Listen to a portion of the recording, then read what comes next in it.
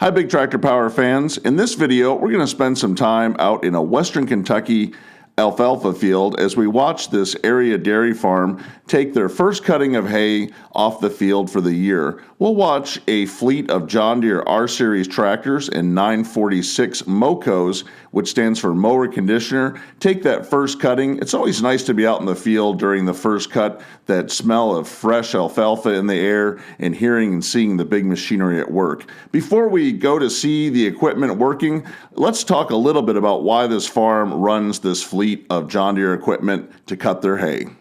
As I stood in the field watching this big green line of machinery work its way across the field, I could already hear YouTube viewers asking, why don't they run a self-propelled swather? Why don't they mount a triple mower on one of these tractors and eliminate 3 other machines? Well, let's talk about the reasons why this farm is operating 4 tractors and mowers.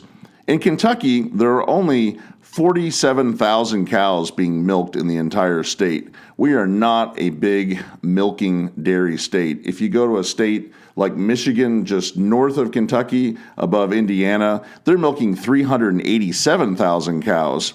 In Kentucky, there are a lot of cattle. In fact, Kentucky is the largest cattle state east of the Mississippi River. There are 38,000 cattle farms and 2.15 million cows in the state of Kentucky. Those cows eat a lot of hay. The average size cattle farm in the state is just 27 head of cows. Those types of farms do not need big triple mowers or self-propelled mowers to mow down their hay, but they might invest in a good used John Deere 946 MoCo to put up the feed that they need for those beef cows. So there's a good trade-in market for the pull-type mowers. Let's also talk a little bit about the cost of other mowing options on a farm. When you're looking at a self-propelled swather, which adds a lot of speed to the field and the mowing time, you're looking at a pretty good-sized investment. You would invest $40,000 just to buy the disc mower head on the front of the self-propelled swather. When you purchase the tractor unit, on average, you're looking at $160,000 to $172,000 for a machine that does just one job, mowing down the hay. Mounting a triple mower on a tractor is a very popular way to cut alfalfa. You can knock out 30 feet of hay in one pass, and then you can use the tractor for other jobs throughout the year. When you're running that self-propelled windrower, it again is limited to just mowing.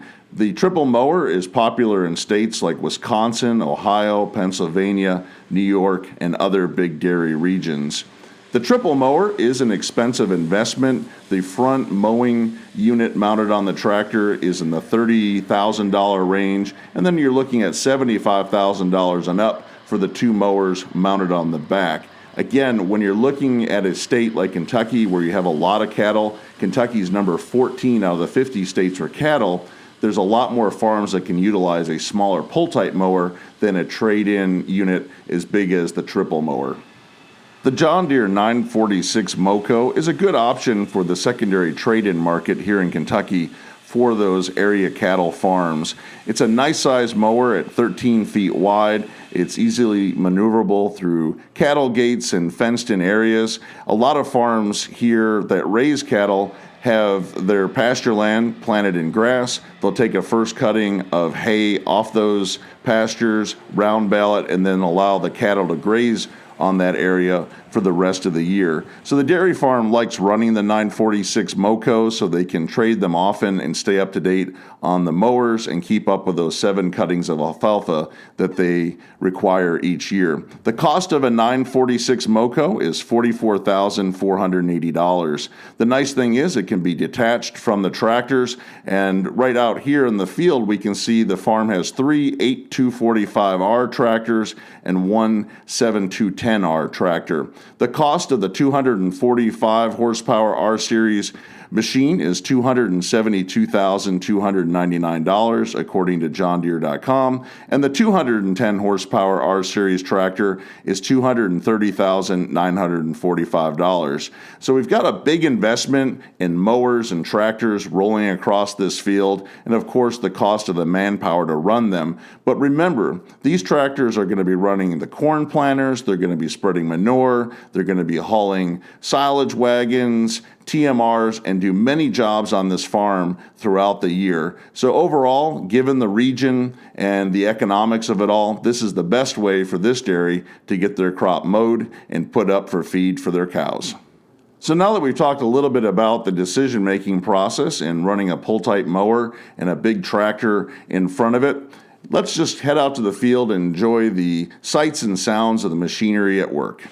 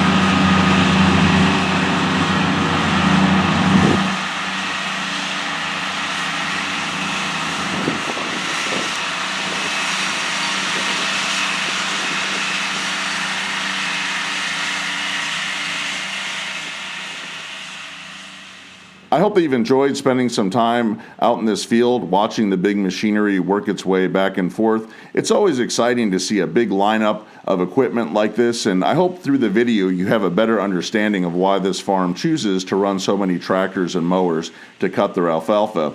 And watch on Big Tractor Power YouTube for the forage harvesting process to follow this video soon. If you'd like to see more videos like this one, make sure to subscribe to Big Tractor Power, where there are over 1,000 videos of farm machines in action. If you have any questions or thoughts about the video, please leave them in the comment section below, as I try to respond to every post that is made. If you would like to get a preview of what is coming up next on Big Tractor Power YouTube, make sure to check out Big Tractor Power Instagram, where I share pictures and short video clips of what is currently being filmed in the field. As always, thank you for watching.